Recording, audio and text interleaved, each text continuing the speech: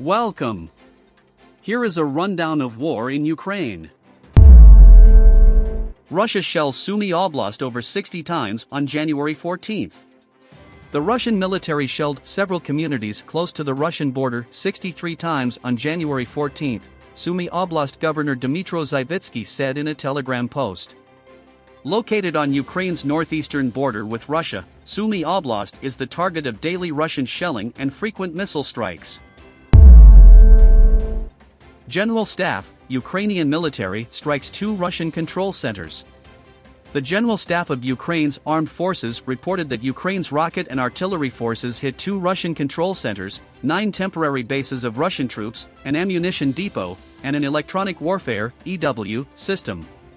In one of the tank battalions of the 26th Tank Regiment, which is involved in combat operations in the Kupiansk direction, Kharkiv Oblast, only 10 units of T-80BV tanks remained in good condition as of January 12, according to the Ukrainian military. The rest were either destroyed or disabled. Ukrainian forces repelled Russian attacks near 14 settlements over the past 24 hours in Luhansk and Donetsk oblasts. According to the Ukrainian military, the Russian army launched 57 missile strikes and 3 airstrikes, and almost 70 MLRS attacks targeting Ukraine's infrastructure. And Kremlin continues to falsely claim that Ukraine poses existential threat to Russia. Vasily Nebenzia, Russian diplomat and permanent representative to the United Nations, responded to Ukrainian proposals for a peace summit on January 13 with a series of false claims framing Ukraine as an aggressor that was about to attack Moscow. He said that Russia's war in Ukraine will only end when the threat to Russia no longer comes from the territory of Ukraine and when the discrimination against the Russian-speaking population in Ukraine ends.